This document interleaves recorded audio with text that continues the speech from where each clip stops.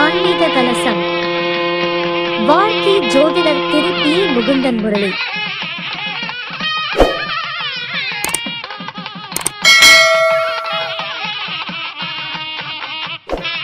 என்னுடைய இணை செயலாளர் தாந்திரிக சக்கரவர்த்தி உயர் திரு மணி முருகேசன் ஐயா அவர்கள் தாந்திரிகத்தின் மூலமாக அந்த பரிகாரத்தின் மூலமாக வாழ்க்கையை மாற்றி அமைத்து கொள்ளக்கூடிய ஒரு அற்புதமான ஒரு வழிமுறைகள். பல ஜோதிட மாணவர்களை இன்னைக்கு தாந்திரிக மாணவர்களாக மாற்றி கொடுக்கப்பட்டது. தமிழகத்தில் நல்ல ஒரு விழிப்புணர்வு கொடுக்கப்பட்ட ஒரு மிகப்பெரிய ஒரு ஆசான். அது மட்டுமல்ல, ஜோதிட புத்தகத்தினுடைய அடிப்படையில் தாந்திரிக பரிகாரங்களுடைய புத்தகமும் 2 புத்தகங்கள் ஐயா அவர்கள் எழுதி வெளியிட்டு இருக்கிறார். 3வது புத்தகமாக மிக விரைவில் வெளிவர இருக்கின்றது என்பதனையும் இந்த நேரத்தில் தெரிவித்து கொண்டு, உங்களுடைய உற்சாகமான கைத்தட்டலோடு நம்முடைய தாந்திரிக சக்கரவர்த்தி மணிமுருகேசன் ஐயா அவர்கள் இப்பொழுது பேச வருமாறு வருக வருக என அன்போடு அழைக்கின்றோம். வணக்கங்களை தெரிவித்துக் கொள்கிறேன். இதுக்கு முன்னாடி பார்த்தீங்கன்னா இந்த ராஜசபைகள்லாம் வந்து பார்த்தீங்க அப்படின்னா சொற்போர் நடக்கும் அப்படின்னு சொல்லுவாங்கல்ல. தன்னுடைய கருத்துக்கு நிகரான ஒரு எதிர்கருத்தை தெரிவித்து பண்ணுவாங்க இல்லையா. இது 2 பேருமே பார்த்தீங்கன்னா சாதாரணமான ஆட்கள் கிடையாது. 2 பேருமே ஜோதிடத்தில் கரை கண்டவர்கள். அதுதான் பெரிய விஷயமே. அனுபவத்திலையும் சரி, ஜோதிட ரீதியாகவும் பார்த்தீங்கன்னா அவருடைய தன்னுடைய கருத்துக்கள் இருந்து அவங்களும் ஒரு பெரிய லெவலில் இருக்கக்கூடியவங்க. இப்போ இங்கே மேலே அலங்கரிச்சிருக்கக்கூடிய 3 பேருமே நாம் போற்றுதலக்கூடிய தலைவர்கள் தான். ஏன்னா இன்னைக்கு எல்லாருமே தன்னுடைய துறையில் வந்து மிகப்பெரிய நிலையில் இருக்கக்கூடியவர்கள்.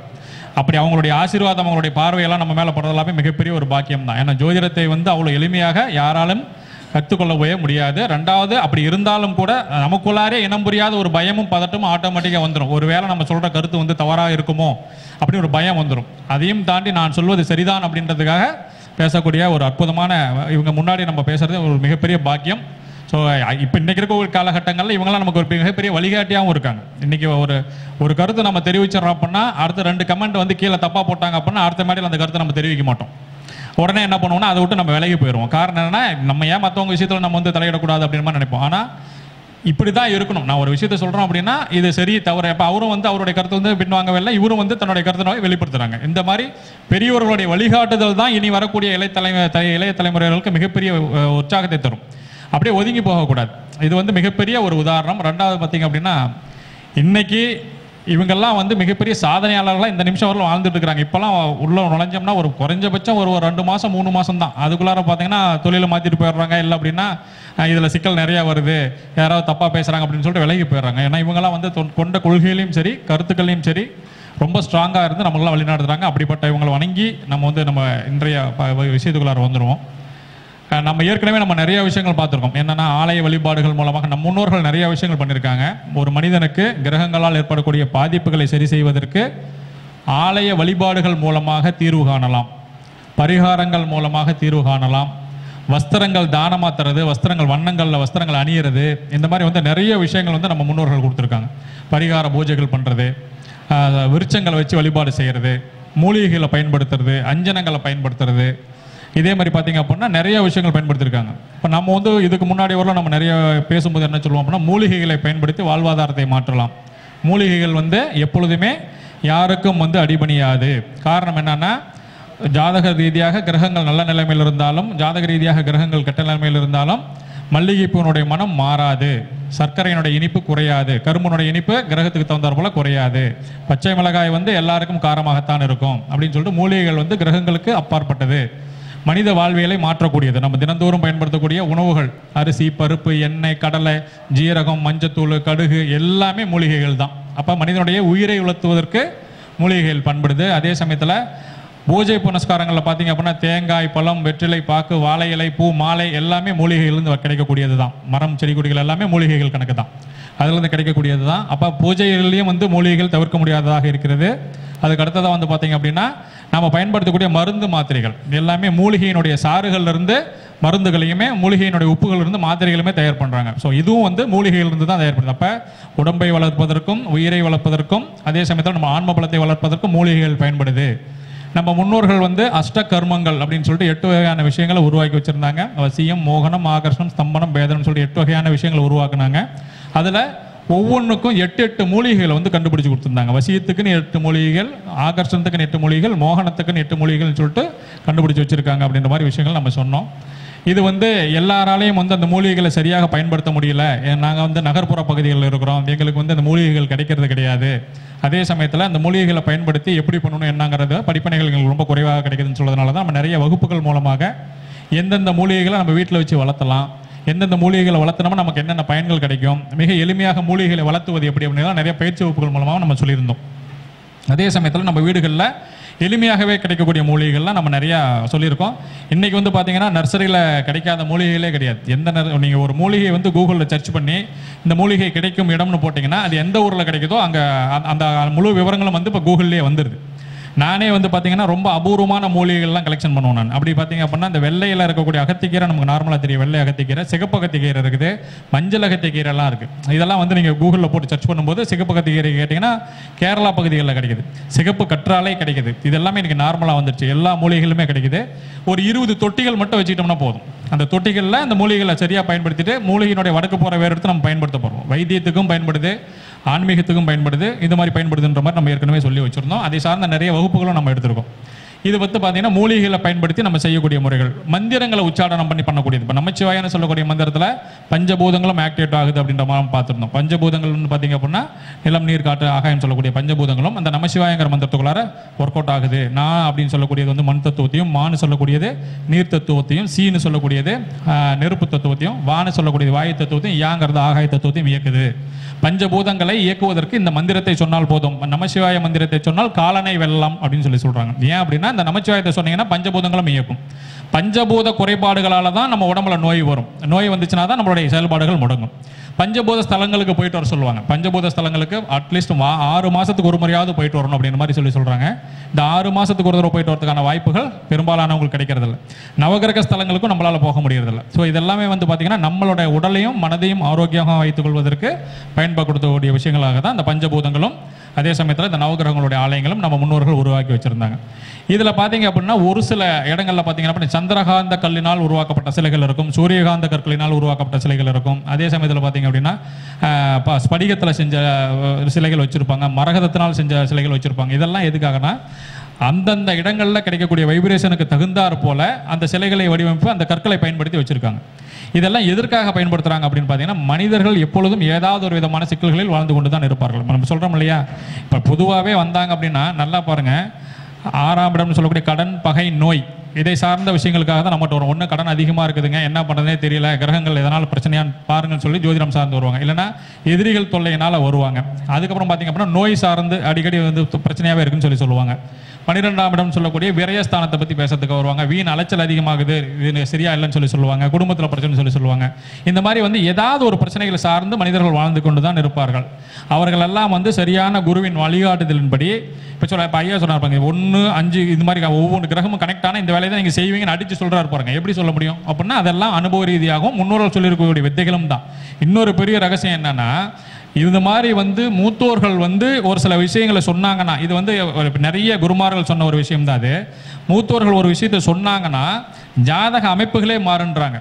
இப்போ ஒருத்தர் வந்து நேரம் சரியில்லை அப்படின்னு சொல்லிட்டு வராங்கன்னா ஒரு ஜோதிடத்தை கொண்டு போய் ஜாதகத்தை கொடுக்கும்போது அதுக்கு தகுந்தார முறைகளை கொண்டு போய் கொடுக்கணும். வெற்றிலை பாக்கு, தேங்காய், பழம் இதெல்லாம் வச்சு ஒரு தாம்பலத்தட்டில் அவங்களுக்கு தேவையான காணிக்கைகள்லாம் வச்சு வெற்றிலை பாக்கோடு வச்சுட்டு, ஐயா எங்களுக்கு வந்து சூழ்நிலை சாதகமாக இல்லை, கிரகங்கள் வந்து சாதகமான சூழ்நிலையில் இல்லை, இதனால் வந்து நிறைய பிரச்சனைகள் வருது, நீங்கள்லாம் பார்த்து சரி பண்ணி கொடுங்கன்னா அந்த முறை பிரகாரம் கொடுத்து அவங்ககிட்ட ஒரு ஆசீர்வாதத்தை வாங்கிட்டு அந்த ஜாதகத்தை பார்த்துட்டு திரும்பவும் அவங்க ஒரு ஆசீர்வாதம் பண்ணி கொடுப்பாங்க பாருங்கள். உங்களுடைய கிரகங்களுடைய பிரச்சனைலாம் சரியாயிரும், நீங்கள் தைரியமாக போயிட்டோன்னு சொல்லி அந்த சூழ்நிலையவே மாற்றக்கூடிய ஆற்றல் அந்த ஜோதிடர்களுக்கு உண்டு. காரணம் என்னென்னா தினந்தோறும் நவகிரகங்கள் பெயர்களை உச்சரிக்கக்கூடியவர்கள். ஒரு நாளைக்காவது இந்த கிரகம் அங்கே இருக்குது அந்த கிரகம் சொல்லாமல் இருப்பாங்களா? கண்டிப்பாக சொல்லுவாங்க.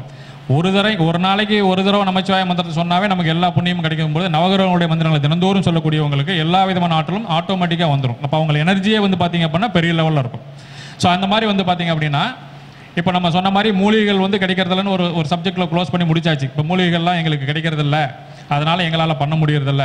கோயிலுக்கு சொல்கிறீங்க அப்படின்னா நவகிரக கோயிலுக்கு போயிட்டு வரதா இருந்தால் 2 நாள் 3 நாள் செலவாகி போயிருது, காசும் செலவாகுது, அலைச்சலாகுது, ஆஃபீஸில் லீவு கொடுக்குறதில்லன்ற மாதிரி சொல்கிறாங்க. ரெண்டாவதும் அது சப்ஜெக்டும் க்ளோஸ், பஞ்சபூதங்களுக்கும் போக முடியல. இது எல்லாமே வந்து நம்ம வீட்டில இருந்தே அனுபவிக்கணும் அப்படின்னா உபரத்தினங்களை பயன்படுத்தலாம். இன்னைக்கு நம்ம பார்க்கக்கூடிய சப்ஜெக்ட் உபரத்தினங்களை பற்றி தான் பார்க்க போகிறோம். உபரத்தினங்கள் வந்து மிக அற்புதமாக வேலை செய்யக்கூடிய, நவரத்தினங்கள் வேற, உபரத்தினங்கள் வேற. நவரத்தினங்களை பொறுத்தவரையிலும் ஒரு சில கிரகங்கள் சாதகமாக இல்லை அப்படின்னா அந்த நவரத்தினங்களை யூஸ் பண்ணோம் அப்படின்னா இன்னும் அதில் பாதாளத்தை கொண்டு போய் விட்டுரும். உபரத்தினங்களுக்கு பொறுத்தவரை அந்த மாதிரி இதுவுமே எந்த விதமான கண்டிஷன்ஸுமே கிடையாது. உபரத்தினங்களை பொறுத்தவரை எப்படின்னு பார்த்தீங்கன்னா, இப்போ கருங்கல்னு எடுத்துக்கோங்க. கருங்கல்ல கடக்கால் போடுற ப்ராசஸ்ங்கிறது கருங்கல் தான். இந்த கருங்கல் வந்து நீங்கள் எந்த கிரகத்து கூட மேட்ச் பண்ண முடியாது. ஏன்னா ஆலயங்களில் இருக்கக்கூடிய சாமி சிலைகளும் கருங்கலுடைய வைப்ரேஷனில் தான் வரும் இல்லையா? அதனால் வந்து கருங்கல் எப்படி வந்து எல்லாருக்கும் பொதுவானதோ, சமாதி கட்டுறதுக்கும் கருங்கலை பயன்படுத்துவாங்க, கோயில் கட்டுறதுக்கும் கருங்கலை பயன்படுத்துவாங்க, வீடு கட்டுறதுக்கும் கருங்கலை பயன்படுத்துவாங்க, எல்லா விதமான தேவைகளுக்கும் கருங்கலை பயன்படுத்துவாங்க இல்லையா? அதுபோல் வந்து பார்த்தீங்கன்னா கருங்கல் வந்து எப்படி அனைவரும் பயன்படுத்துறதுக்கு தகுதியான ஒரு பொருளோ அதே போல் உபரத்தினங்கள் இருக்குது. உபரத்தினங்கள் ஏகப்பட்ட விஷயங்கள் இருக்குது. உபரத்தினங்களை பயன்படுத்த நமக்கு நிறைய சக்ஸஸ்ஃபுல்லான விஷயங்கள் நிறைய நடக்குது. முதல்ல வந்து இந்த உபரத்தினங்கள் அப்படின்னா என்னன்னு பார்த்தீங்க அப்படின்னா, நீர்களில் உண்டாகக்கூடிய படிமங்கள். இப்போது நான் வந்து இந்த ஜெம் ஸ்டோன்ஸை பற்றி நிறைய ஆராய்ச்சி பண்ணும்பொழுது பெரிய ஆச்சரியம் என்னன்னு கேட்டிங்கன்னா, காங்கேயம் பகுதிகளில் தான் பெரும்பாலான உபரத்தினங்களே விளையுது. காங்கேயத்திலிருந்து வட மாநிலங்களுக்கு எடுத்துகிட்டு போய் கம்பாத்துன்னு சொல்லக்கூடிய இடத்துக்கு தான் போகிறாங்க. இங்கேருந்து காங்கேயத்துலேருந்து கல் லோடு ஏற்றிட்டு போய் அங்கே ரெடி பண்ணி அவன் நம்மளுக்கே விற்கிறான். இங்கே 1 டன் 2 டன் ரொம்ப கம்மி ரேட்டில் எடுத்துகிட்டு போகிறான். அங்கேருந்து ஒரு சின்ன பீஸ், ஒரு சின்ன உருண்டையாக பண்ணி கொடுத்தானா கூட அது ஒரு 3000 4000 ரூபாயில் வாங்குறோம். அப்போ நம்ம ஏரியாவில் தான் எல்லா உபரத்தினுமே கிடைக்குதுங்கிறது தான் பெரிய கூடுதலான தகவலை. அப்படியே இருக்கும்போது இந்த உபரத்தினங்களை வாங்கி அவன் முறையாக ப்ராசஸ் பண்ணுறான். உபரத்தினங்களுக்கு மந்திரங்கள் ஏதாவது இருக்குதா, அதுக்கு வேறு ஏதாவது சூட்சமங்கள் இருக்குதானா எந்த விதமான கண்டிஷன்ஸுமே கிடையாது. ஒரே ஒரு கண்டிஷன் மட்டும் சொல்கிறான், பௌர்ணமி முழு நிலவு ஒளியில் நீங்கள் அப்படியே வைங்க. அந்த கல்லுக்கு எல்லாத்துக்குமே பௌர்ணமி நிலவு ஒளியில் வச்சிங்க அப்படின்னா ஆட்டோமேட்டிக்காக எனர்ஜி ஆகிக்கும், வேறு எதுவுமே பண்ணுங்கிற அவசியம் கிடையாதுன்றான். இல்லை அப்படின்னா அருவிகளில் இருக்கக்கூடிய நீர்களில் கொண்டு போய் ஒரு தடவை கழுவி எடுத்துட்டு வாங்க அப்படின்றான். அதுக்கு அதையும் தாண்டி நீங்கள் வேறு ஏதாவது செய்யணுமா, செலனைட்டுன்னு சொல்லுது, அதாவது சந்திரகாந்த கல். அந்த சந்திரகாந்த கல்லில் பெரிய ஒரு பார் மாதிரி ஒன்று வாங்கி அந்த பார் மேலே நீங்கள் வந்து இந்த கற்களெல்லாம் வச்சிங்கன்னா ஆட்டோமேட்டிக்காக எனர்ஜைஸ் ஆகிக்குதுன்றான். அப்போ இந்த உபரத்தனங்களுக்கு பெரிய கண்டிஷன்ஸ் எதுவுமே கிடையாது, எல்லாருமே பயன்படுத்தலாம். ஒவ்வொரு வியாதிக்கும் உபரத்தனங்கள் பயன்படுது. இப்போ நீங்கள் பார்த்தீங்கன்னா தெரியும், ராசிக்கல் மோதிரம்னு சொல்லி போடுறோம் இல்லையா? இந்த ராசிக்கல் மோதிரங்கள் வந்து நீங்கள் நம்ம நார்மலாக பயன்படுத்தக்கூடிய முத்து, பவளம், வைரம், வைடூரம் இதெல்லாம் ரொம்ப சூட்சமான கல். அது எல்லாருக்குமே பயன்படுத்த முடியாது. நார்மல் தலைவலிக்காக போய் ஆப்ரேஷன் பண்ண முடியாது இல்லையா? அது மாதிரி வந்து அதெல்லாம் ரொம்ப பவர்ஃபுல்லான கற்கள். அதெல்லாம் பயன்படுத்தினா ரொம்ப கவனம் வேணும், ஜோதிட ஆலோசனை வேணும். கண்டிப்பாக இந்த கிரகங்கள் நமக்கு சாதகமாக இருக்குதா இல்லையாங்கிறத முழு விவரங்களை தெரிஞ்சுக்கிட்டு தான் நம்ம பண்ணணும். ஆனால் இந்த உபரத்தங்களை பொறுத்தவரை அது மாதிரி எந்த கண்டிஷன்ஸுமே கிடையாது, யார் வேணாலும் பயன்படுத்தலாம். இது காமனாகவும் நிறைய விஷயங்களுக்கு பயன்படுது. இப்போ இன்றைக்கி வந்து எல்லாருமே ஒரு கல்லை பயன்படுத்தணும் அப்படின்னா எந்த கல்லை பயன்படுத்தலாம் அப்படின்னா, பிளாக் டெர்மலின் அப்படின்னு ஒரு கல் இருக்குது. பிளாக் டெர்மலின்ங்கிற ஒரு கல்லை எல்லாருமே பயன்படுத்தலாம். இது எதுக்காக அப்படின்னு பார்த்தீங்கன்னா, மிகப்பெரிய பாதுகாப்பு, நமக்கு வந்து பாதுகாப்பை தரக்கூடியது பிளாக் டெர்மலின். செய்வினை கோளாறுகள், கண் திருஷ்டி, ஏவல், பில்லி, சூனியம் இந்த மாதிரி எல்லா விஷயங்கள்லேருந்து நம்மளை பாதுகாப்பு பண்ணக்கூடியது பிளாக் டெர்மலின்னு சொல்லக்கூடிய ஒரு கல். இந்த கல்லை பயன்படுத்திங்கன்னா சரியாக போயிடும். ஆனால் என்னன்னா, நமக்கு அதுக்கும் ஒரு சில விஷயங்களை வந்து கொஞ்சம் ஃபாலோ பண்ணிட்டோம்னா இன்னும் ரொம்ப சிறப்பாக இருக்கும். இப்போது நார்மலாக வந்து நம்ம தங்க நகைகள் நிறையா இருந்தாலும் நீளமாக இருந்துச்சுன்னா அதுக்கு பேர் ஒட்டியானம், நமக்கு ஒரு தெளிவு வேணும். வளையமாக சின்ன வளையமாக இருந்தால் மோதிரம், பெரிய வளையமாக இருந்தால் வளையல் அப்படின்னு சொல்லிட்டு ஒவ்வொரு பொருள்களுக்கு உண்டான தெளிவு நமக்கு வேணும். அது மாதிரி எந்தெந்த கற்களை கையில் பிரேஸ்லெட்டாக போடலாம், எந்த கற்களை பிரமிடு வடிவில் வந்து வச்சு நம்மளோட பூஜை அறைகள்லையோ அல்லது வந்து நம்ம படிக்கக்கூடிய அறைகள்லையோ இல்லை நம்ம அலுவலகங்களையோ எந்த கற்களை பயன்படுத்தலாம், எந்த கற்களை மாலையாக போடலாம், எந்த கற்களை மோதிரமாக கோர்த்து போடலாங்கிற விவரங்களை நம்ம தெரிஞ்சுக்கிட்டோம்னா அதுக்கு தகுந்தார் மொழி அதை பயன்படுத்திக்கலாம். ஸோ இந்த தகவல் மட்டும் தான் நமக்கு தெரியணுமே தவிர மற்றபடி எல்லா விதத்திலும் நம்ம பயன்படுத்திக்கலாம். சரி, அப்போ ஒவ்வொரு கற்களுக்குள்ளாரையும் மிகப்பெரிய வசீகர ஆற்றல் உண்டு. இப்போ 9 கிரகங்களுக்கும், அதாவது 9 கிரகங்களுக்கும் உபரத்தினங்கள் உண்டு, 12 ராசிகளுக்கும் உபரத்தினங்கள் உண்டு. இந்த கிரகங்களால் ஏற்படக்கூடிய பாதிப்பு வருதுன்னு வச்சுக்கோங்களேன். எப்போவுமே ஒரு கிரகம் நமக்கு பாதிப்பை தருது அப்படின்னா அந்த கிரகம் சார்ந்த இந்த உபரத்தனத்தை நீங்கள் பயன்படுத்துனீங்க அப்படின்னா அந்த கிரகம் என்ன பண்ணும் அப்படின்னா அந்த பாதிப்பை கம்மி பண்ணுமே தவிர இன்னும் பெரிய பாதிப்பை உருவாக்காது.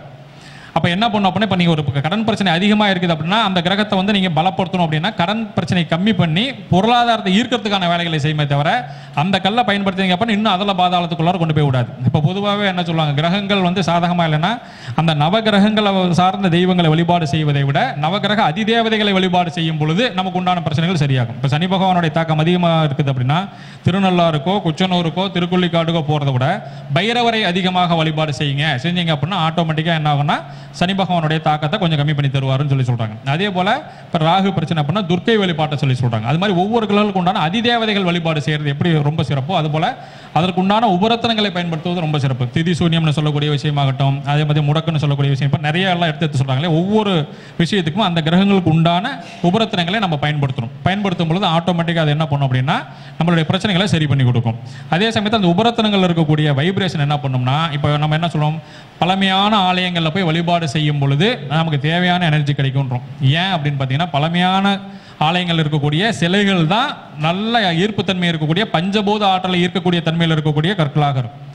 அதில் இருக்கக்கூடிய எனர்ஜி தான் வந்து பார்த்தீங்கன்னா மேலே இருக்கக்கூடிய பஞ்சபூத ஆற்றலை உள்வாங்கி வெளியே இருக்கக்கூடிய மக்களுக்கு வெளியில் தள்ளுறதுக்கான வேலைகளை செய்யும். ஒரு ஏசி ரூமுக்குள்ளார போய் உட்காந்தோம்னா தான் ஜில்லுன்னு இருக்கக்கூடிய ஒரு ஃபீலிங் நமக்கு கிடைக்கும். வெயிலில் உட்காந்துக்கிட்டு ஏசி ரூமுடைய ஃபீலிங் நம்மளால் உணர முடியாது. அதுபோல் பழமையான ஆலயங்கள் இருக்கக்கூடிய கற்களில் இருக்கக்கூடிய வைப்ரேஷன்ஸ் வேறு. அங்கே அதில் அபிஷேகம் பண்ணி கொடுக்கக்கூடிய தீர்த்தத்தை குடிச்சிங்கன்னா தான் நோய் நிவர்த்தி ஆகும். இன்றைக்கெல்லாம் வந்து பொருளாதார தேவைகளுக்காக என்ன பண்ணாங்க, ஒரு கோயிலை கட்டிட்டு சைலண்ட்டாக உட்காந்துலான்றதுக்காக பண்ணுறாங்க. நார்மலாக ஒரு விநாயகர் சிலை செய்கிறதா இருந்தால், நீங்கள் ஒரு 6 அடியில் செய்கிறதா இருந்தால் கூட கரெக்டாக அந்த கல்லுன்னு சொல்லுவோம், சந்திரகாந்த கல் அல்லது பச்சை நிற கல்லுன்னு சொல்லக்கூடிய அந்த வைப்ரேஷன் பஞ்சபூத ஆற்றலை இருக்கக்கூடிய கல்லில் செஞ்சீங்க அப்படின்னா 1 லட்சத்துலேருந்து 2 லட்ச ரூபா வரல வருது. இன்றைக்கி நார்மலாக 6 அடியில் செய்யக்கூடிய ஒரு விநாயகர் சிலையை அதில் நீங்கள் தீர்த்தத்தை ஊற்றி குடிச்சிங்கன்னா தான் நோய் நிவர்த்தியாக இந்த மாதிரிலாம் பண்ணுமே தவிர, பெரிய கலர் 10,000 ரூபாய்க்கு வந்து பார்த்தீங்கன்னா 3 அடியில் சிலை செஞ்சு கொடுக்குறாங்க, 6 அடியில் செஞ்சு கற்களில் வந்து அந்த வைப்ரேஷன்ஸ் கிடைக்காது. அதனால தான் பழமையான ஆலயங்களில் போய் நீங்கள் பரிகாரங்கள் கூட செய்யுங்கன்னு சொல்கிறாங்க. பழமையான ஆலயங்களுக்கு போனீங்கன்னா ஆட்டோமேட்டிக்காக பரிகாரம் ஆகிப்போம். ஏன் திருச்செந்தூர்லாம் இன்றைக்கி அவ்வளோ கூட்டம் வராங்க, பழனி மலையெல்லாம் அவ்வளோ கூட்டம் வராங்க, ஒவ்வொரு இடத்தையும் ஏன் கூட்டம் அதிகமாக போகுதுன்னா பழமையான ஆலயங்களுக்கு மிகப்பெரிய வைப்ரேஷன் உண்டு. அதுபோல் எல்லாமே சந்திரகாந்த கல்லுனால் செய்யப்பட்டது, சூரியகாந்த கல்லுனால் செயற்பட்டதுன்னு சொல்லிட்டு ஒவ்வொரு கற்களுக்கும் மிகப்பெரிய ஆற்றல் உண்டு.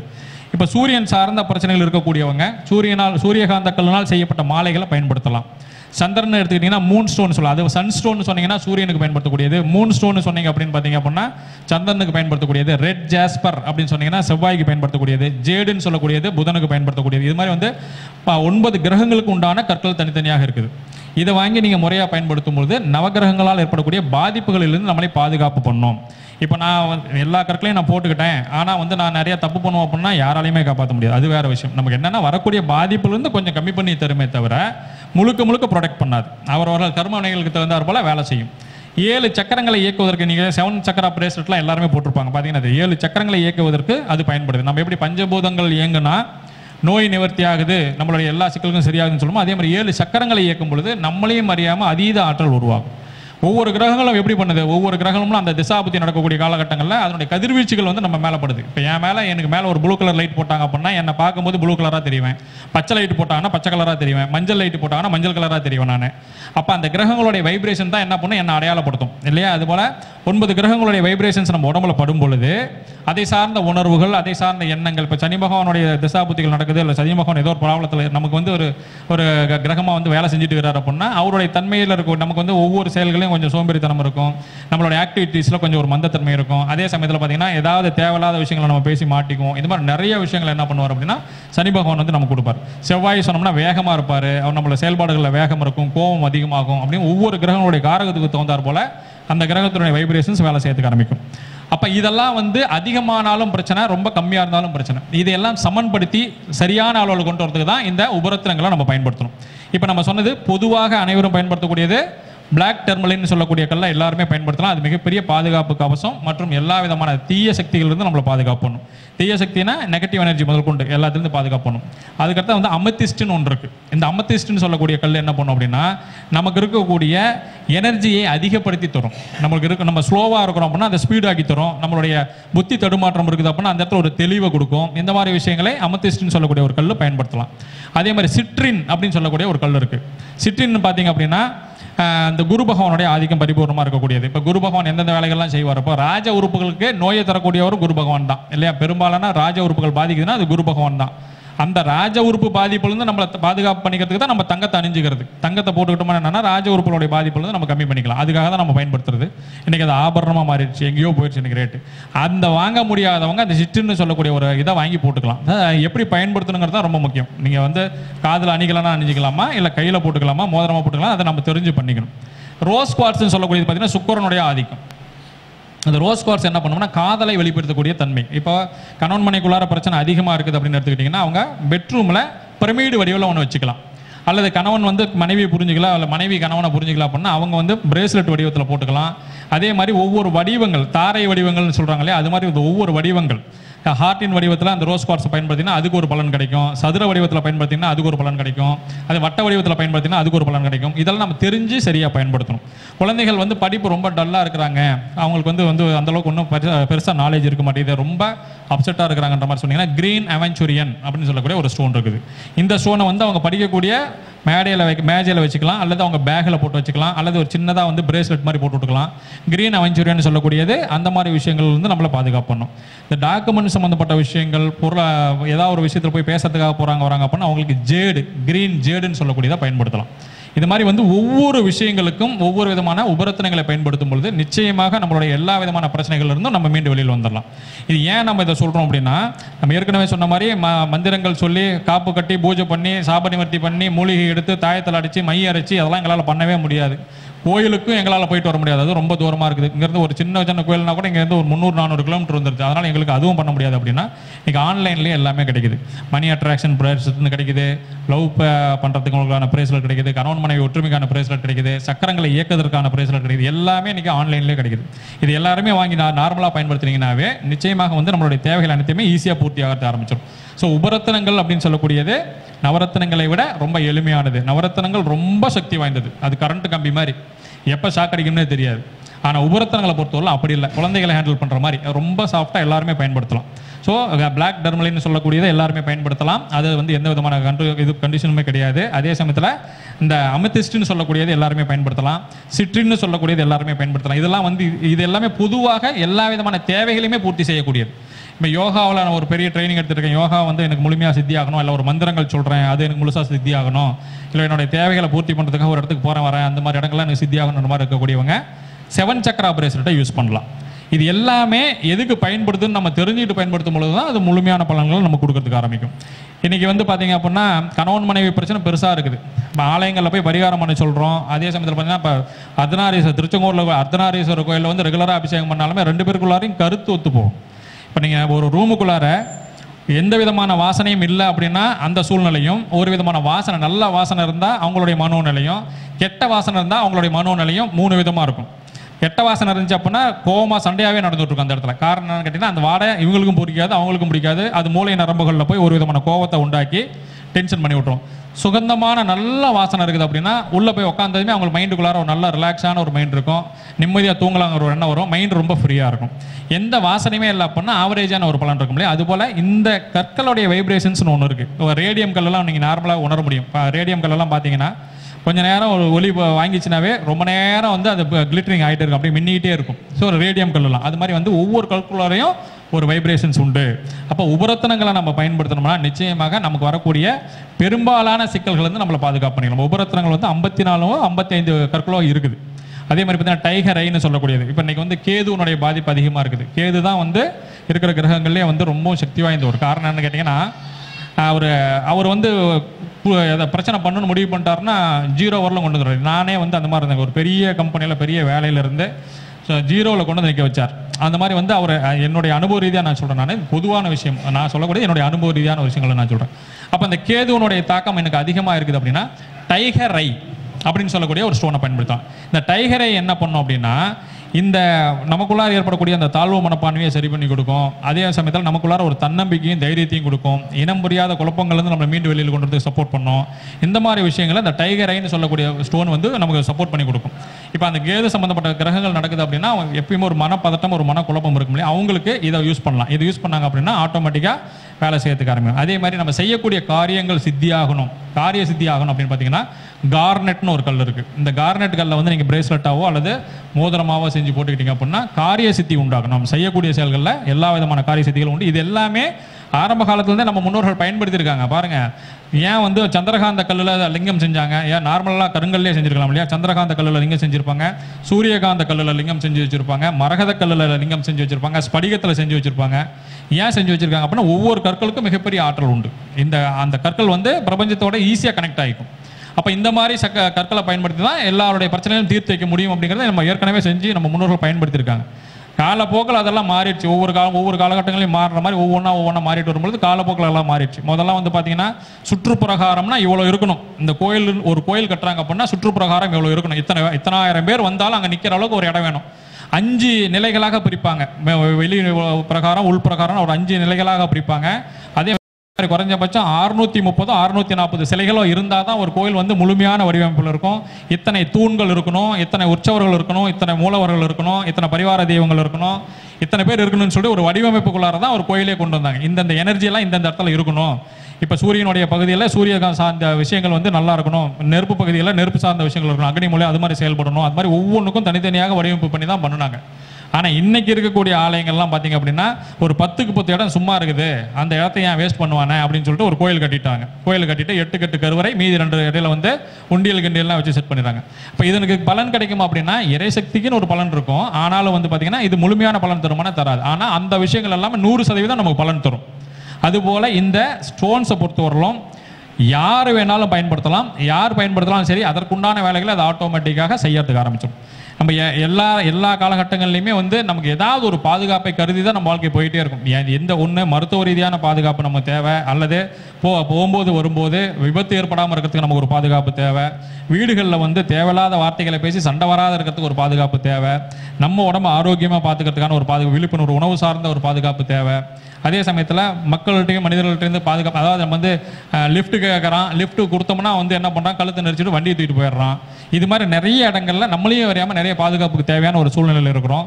இதெல்லாம் நாம் அறிந்து செய்யக்கூடிய பாதுகாப்பு முறைகள். நம்மளையும் அறியாமல் கிரகங்கள் நம்மளை இயக்குகின்றன. இந்த கிரகங்கள் இயக்கும் பொழுது ஒவ்வொரு விதமான சிக்கல்களிலிருந்து நாம் தப்பித்துக் கொள்வதற்கு இந்த இறைசக்தி சார்ந்த கற்களை பயன்படுத்தி நம்மளை பாதுகாப்பு பண்ணிக்கிறதுங்கிறது ரொம்ப ரொம்ப சிறப்பு. இந்த மாதிரி நம்ம செஞ்சுட்டு வந்தோம்னாவே நமக்கு இருக்கக்கூடிய பெரும்பாலான பிரச்சனைகள் சரியாக ஆரம்பிச்சிடும். இப்போ 12 ராசிகளுக்கு உண்டான உபரத்தினங்கள் உண்டு, 9 கிரகங்களுக்கு உண்டான உபரத்தினங்கள் உண்டு, 7 சக்கரங்களை இயக்குவதற்கான உபரத்தினங்கள் உண்டு. அதே சமயத்தில் நம்ம வாழ்க்கையில் இருக்கக்கூடிய அடிப்படை சிக்கல்கள், திருமண தடையா அதுக்கு ஒரு உபரத்தினம் உண்டு, கல்வியில தடையா அதுக்கு ஒரு உபரத்தினம் உண்டு, வேலையில முன்னேற்றமே இல்லையா அதுக்கு ஒரு உபரத்தினம் உண்டு, நம்ம செய்யக்கூடிய காரியங்கள் பலிதமாகலையா, காரிய சித்தியாகலையா அதுக்கு ஒரு உபரத்தினம் உண்டு. இது மாதிரி ஒவ்வொன்றுக்கும் ஒவ்வொரு உபரத்தினங்கள் உண்டு. இதுவும் ஜோதிடத்தோடு கனெக்ட் ஆகி தான் வரும். எந்த கிரகம் பலமா இருக்குது, எந்த கிரகம் பலவீனமா இருக்குது, எந்த கிரகத்தினுடைய திசாபுத்தி நடக்குது, எந்த கிரகம் நமக்கு பாதிப்பை தரக்கூடியது, அந்த பாதிப்பு எந்த வகையில் தரக்கூடியது. இப்போ 7 சக்கரங்கள் சார்ந்து தான் நம்ம இயங்குதுன்னு நம்ம சொல்றோம் இல்லையா. இந்த 7 சக்கரங்களை இயக்கக்கூடியது மணிப்பூரக சக்கரம், அநாதக சக்கரம், விசுத்தி சக்கரம் சொல்லக்கூடிய இந்த 7 சக்கரங்கள்ல இந்த உபரத்தனங்களோட கனெக்ட் ஆகிருக்கும். இந்த உபரத்தனத்தை போட்டீங்க அப்படின்னா இந்த சக்கரம் சிறப்பாக செயல்படும், இதை போட்டிங்கன்னா இது சிறப்பாக செயல்படும். நம்ம பஞ்சபூத மந்திரம் எப்படி சொல்றோம், நான் சொன்னோம்னா மண் தத்துவம் சரிபட்டு வரும்ன்றாங்க. இப்போ முன்னோர்கள் வந்து என்ன பண்ணாங்க, மண் தத்துவத்தை இயக்கிறதுக்காக தான் மண் தத்துவத்துக்கான பொருளாக வாழைப்பழத்தை வச்சாங்க. இப்போ ஜீரண கோளாறுகள் பிரச்சனையாக இருக்குது அப்படின்னா வாழைப்பழம் சாப்பிடுயான்னு சொல்லி சொல்கிறாங்க. ஏன் ஆலய வழிபாடுகளில் வாழைப்பழத்தை வச்சாங்க, ஏன் நிறைய பழங்கள் இருக்குது வச்சிருக்கலாம், ஆப்பிள் பழத்தை வச்சிருக்கலாம், ஆரஞ்சு பழத்தை வச்சு, ஏன் வாழைப்பழத்தை வச்சாங்கன்னா வாழைப்பழம் தான் மண் தத்துவத்தை செய்யும். ஏன் தேங்காயை வைக்கிறாங்க அப்படின்னு பார்த்தீங்கன்னா தேங்காயில் தான் நீர் தத்துவம். இளநீர் குடிச்சிங்கன்னா அடிக்கடி யூரின் வரும், தேங்காய் சாப்பிட்டீங்கனாலும் யூரின் நல்லா போகும். அப்போ நீர் தத்துவத்துக்காக அதை பயன்படுத்துகிறாங்க. மாம்பழம் ஏன் வைக்கிறாங்க அப்படின்னா மாம்பழம் சாப்பிட்டா நல்லா சீக்கிரம் ஜீரணம் ஆகிப்படும், அது நெருப்பு தத்துவத்துக்காக வைக்கிறாங்க. பலா வாழைன்னு ஏன் அதை கொண்டு வராங்க அப்படின்னா அதுக்கெல்லாம் காரணம் இதுதான். ஸோ ஒவ்வொரு பொருள்களுக்குள்ளாரையுமே மிகப்பெரிய சூட்சமாலை வச்சுருக்காங்க. இப்போ வெற்றிலை, பாக்கு, சுண்ணாம்பு இது 3 வந்து விசேஷங்களில் ஏன் கொடுக்குறாங்க, ஏன் அவங்க சாப்பிட்டது ஜீரணமாகணும் இல்லை. வெற்றிலை, பாக்கு, சுண்ணாம்புல தான் வாதம், பித்தம், கபம் அடங்குது. இது 3மே வந்து இந்த 3க்குள்ளார தான் இருக்குது. அது யார் வெற்றிலை பாக்கு அதிகமாக பயன்படுத்துகிறாங்களோ அவங்களுக்கு வாதம், பித்தம், கமர் சார்ந்த பிரச்சனைகள் சரியாகும். அதுக்காக தான் வந்து வெற்றிலை பாக்கு முன்னோர்கள் பயன்படுத்தியிருக்காங்க. ஒவ்வொரு பொருள்களுக்குமே சின்ன சின்ன விஷயங்களில் கூட நம்ம முன்னோர்கள் மிகப்பெரிய சூட்சமங்களை அடக்கி தான் வச்சுருக்காங்க. அதை வந்து நம்ம சரியாக பயன்படுத்திக்கிறதுல 2வது காலப்போக்கில் அப்படி கடந்து போயிட்டே இருக்கணும். காரணம் என்னன்னா ஒவ்வொன்றைய பற்றிய விழிப்புணர்வு குறைந்து கொண்டே வருகிறது. இப்போ இன்னைக்கு ஜோதிடம் வந்து இத்தனை மீட்டிங் நடத்தி, இத்தனை மாநாடுகள் நடத்தி, மாதாந்திர கருத்துக்கள்லாம் நடத்துறதுனால தான் இந்த ஜோதிடம் இன்னும் உயிர்ப்புடன் வந்துகிட்டே இருக்குது. இல்லைன்னா எங்கேயோ ஒருத்தர் மரத்து கடையில் உட்காந்து ஜாதகம் பார்ப்பாரு, பல பேர் போய் பார்ப்பாங்க வருவாங்க, அதை பற்றி நாலேஜ் இருக்காது. யாரா ஏதாவது சொல்லி சொன்னாங்க அப்படின்னா அதுக்கு தகுந்த மாதிரி போயிட்டு நம்மளா ஏதாவது வேலை செஞ்சுட்டு போயிடுவோம். இன்னைக்கு நிறைய அறிவார்ந்த பெருமக்கள் வந்து ஜோதிடம் சார்ந்த கருத்துக்களை சொல்றாங்க. ஜோதிடம் எப்படி நமக்கு நன்மைகளை செய்யும், ஜோதிடத்தினால நமக்கு என்னென்ன பலன்கள் இருக்குது, ஜோதிடத்தை நாம் எப்படி பயன்படுத்தணும், ஜோதிடத்தை பயன்படுத்தும் போது நம்ம எந்தெந்த விஷயங்களை சாதிக்க முடியும், நம்மளுடைய எதிர்காலத்தை எப்படி ஜோதிடம் தீர்மானிக்குது, நமக்கு வரக்கூடிய நோயை ஜோதிடம் எப்படி கண்காணித்து கொடுக்குது, நம்ம எந்த மாதிரி சிக்கல்களில் மாட்ட போகிறோங்கிறத ஜோதிடம் எப்படி முன்கூட்டியே தெரிவிக்குது அப்படிங்கிற நிறைய விஷயங்கள் வந்து இந்த மாதிரி ஜோதிட கூட்டங்கள்லையும் ஜோதிட கருத்துக்கள் பேசக்கூடிய முன்னோர்கள்ட்ட இருந்தால் நமக்கு கிடைக்குது. அப்படிங்கும்போது எந்த ஒரு கலையுமே நம்மை வந்து வாழ்வாதாரத்தை உயர்த்துவதற்காகத்தான் இருக்கிறதே தவிர எந்த கலையினாலுமே யாராலும் எந்த விதமான விஷயத்தையும் வந்து கெடுக்கிறதுக்காக இல்லை. அதனால் எல்லா கலைகள்லையும் மிகப்பெரிய சூட்சமங்களை நம்ம முன்னோர்கள் உருவி வச்சுருக்காங்க. அந்த வகையில் இந்த உபரத்தினங்கள்னு சொல்லக்கூடிய விஷயங்கள் அனைத்துமே நம்முடைய வாழ்க்கையில் மிகப்பெரிய ஏற்றங்களை நிச்சயமாக தரும் அப்படிங்கிறதுல எந்த மாற்று கருத்தும் இல்லை. ஒவ்வொரு வண்ணங்களுக்குள்ளாரே மிகப்பெரிய சிறப்புகள்லாம் உண்டு. ஒவ்வொரு கலர்களுள்ளாரையும் மிகப்பெரிய சிறப்புகள் உண்டு. ஒவ்வொரு கற்களுக்குள்ளாரையும் மிகப்பெரிய சிறப்புகள் உண்டு. நாம் பயன்படுத்தக்கூடிய ஒவ்வொரு வடிவங்களுக்குள்ளாரையும் ஒவ்வொரு பொருள்களுக்குள்ளாரையும் மிகப்பெரிய விஷயங்கள்லாம் அடங்கியிருக்கு. அதனால் இந்த 12 ராசி 27 நட்சத்திரம் 9 கிரகங்கள்னு சொல்லக்கூடிய இந்த 3 விஷயத்துக்குள்ளார நம்மளுடைய கடந்த காலம், நிகழ்காலம், எதிர்காலம் சார்ந்த எல்லா விதமான தெளிவுகளையும் நிச்சயமாக உணர்ந்து அதற்கு தகுந்த மாதிரி விஷயங்களை நம்ம பயன்படுத்தணும், வாழ்க்கையில் ஜெயிக்கலாம் அப்படின்னு சொல்லிட்டு வாய்ப்பளித்த முகுந்தன் முரளி ஐயா அவர்களுக்கும் மகரிஷி ஜோதிட ஆராய்ச்சி அறிவித்தும் நன்றி கூறி விடைபெறுகிறேன். நன்றி, வணக்கம்.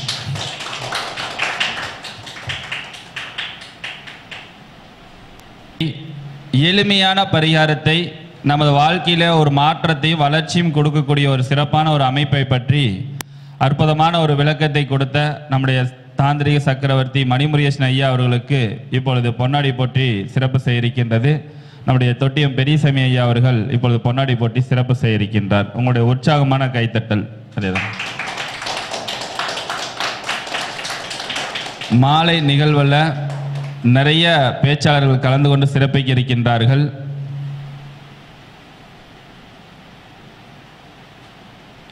பண்டிட் பாலசுப்ரமணிய ஐயா அவர்கள், ராஜா சங்கர் ஐயா அவர்கள், விஜி மேடம் அவர்கள் மற்றும் என்னுடைய எம்எம் சிஸ்டத்தின் மூலமாக பலன் சொல்லக்கூடிய ஒரு வழிமுறைகள் என்றெல்லாம் தொடர்ந்து நிகழ்வுகள் நடைபெற இருக்கின்றது.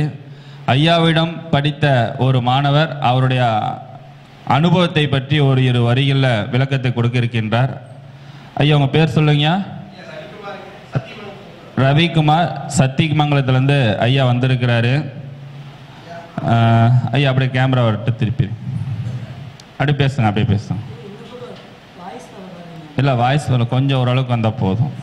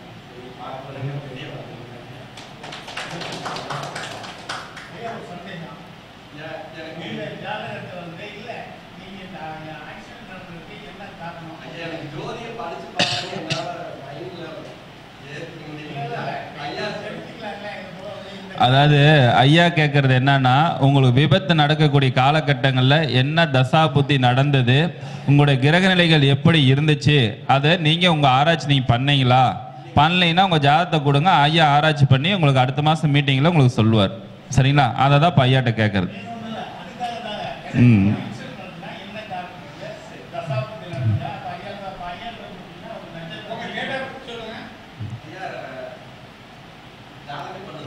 சரி, அப்படியே பார்த்து சொல்லுங்க. அது அடுத்த மாசத்துல உங்களுக்கு என்னைக்குமே ஆய்வு மனப்பான்மையும் ஆராய்ச்சி மனப்பான்மையில் இருந்தால் தான் ஜோதிடத்தில் வெற்றி பெற முடியும். சரிங்களா? அது இல்லாம ஒண்ணுமே பண்ண முடியாது. அதான் புரியுது. இன்னைக்கு ஏன் நின்று பேசுறீங்கன்னா அதுக்கும் உங்க ஜாதகத்துல காரணம் இருக்கும். சரிங்களா? அந்த ஆய்வு ஆராய்ச்சி மனப்பான்மை தான் வரணும் ஒவ்வொருத்தருக்கு தான். அதுக்கோசரம் தான் இந்த கூட்டங்கள் கூட்டுவதற்கு மிக முக்கிய காரணம். ஆய்வும் ஆராய்ச்சி மனப்பான்மைகள் வரணும். அதனாலதான் மகரிஷி ஜோதிட ஆராய்ச்சி அறிவகம் அப்படின்னு சொல்லி பேர் வைக்கிறதுக்கு காரணம். நம்ம சங்கம் வைக்கல. சரிங்களா? சங்கம் கூடி பேசி அது பண்றதை நம்ம பண்ணல. அதனாலதான் எந்த இடத்துலயுமே நான் மென்ஷன் சங்கம்ன்ற ஒரு வார்த்தையை யூஸ் பண்ணிருக்கவே மாட்டேன். மகரிஷி ஜோதிட ஆராய்ச்சி அறிவகம். அப்ப ஆராய்ச்சி மனப்பான்மையில் இருக்கிறவங்களுக்கு இது உயர்ந்த நிலை ஒவ்வொருவருக்கும் கிடைக்கும். அதனால் அந்த அற்புதமான ஒரு வாய்ப்பை நீங்கள் பயன்படுத்திக்க, உங்களுக்கு கொடுங்க, ஐயா ஆராய்ச்சி பண்ணி சொல்லுவார். சரிங்களா? அதே நேரத்தில் என்னோட அட்வைஸாக நான் சொல்லக்கூடிய ஒரு விஷயம், நீங்கள் எந்த இடத்துல போய் எங்கே நின்றாலும் சரி, ஒரு ஜோதிடர் அப்படின்னா ஃபஸ்ட்டு உங்களோட ஜாதகம், உங்கள் ஃபேமிலி ஜாதகம் கேட்ட இடத்துல அடுத்த செகண்ட் அவர் ஒரு கிரகத்தை சொன்னால் 9 கிரகத்தையும் 12 கட்டத்தில் எங்கெங்கே இருக்குன்னு சொல்லி பழகணும். அந்த ப்ராக்டிஸ் வந்தால் தான் அடுத்தது ஆராய்ச்சி மனப்பான்மைக்கு போக முடியும். நாம் கேட்கும்போது டேட் ஆஃப் பர்த் தடுமாறுறது, டைம் தடுமாறுறது, இந்த கிரகம் என்ன நட்சத்திர சாரத்தில் இருக்குன்னா ஒரு தடவை பார்த்து சொல்கிறன்றது, அந்த பேச்சுக்கே வரக்கூடாது. ஃபஸ்ட்டு தான் நிறைவு பெறணும், அப்போ தான் மற்றவங்க நிறைவு பண்ண முடியும். அப்போ அந்த நிலையை நீங்கள் கொண்டு வந்து ஒவ்வொருத்தரும் கற்றுக்கணும், அதுதான் ரொம்ப முக்கியம். சரிங்களா? சரி, அடுத்தபடியாக நம்முடைய காவேரி பட்டணத்திலிருந்து வருகை புரிந்திருக்கக்கூடிய நம்முடைய வெங்கடேஷன் ஐயா அவர்கள் நம்முடைய வாழ்க்கைக்கு ரொம்ப முக்கியத்துவம் கொடுக்கக்கூடியதும் மிகப்பெரிய ஒரு வளர்ச்சியும் கொடுக்கக்கூடிய விஷயங்கள் ஒரு பாவகம், புண்ணிய பாவகம் அப்படின்னா அது 9ஆம் பாவம் தான்.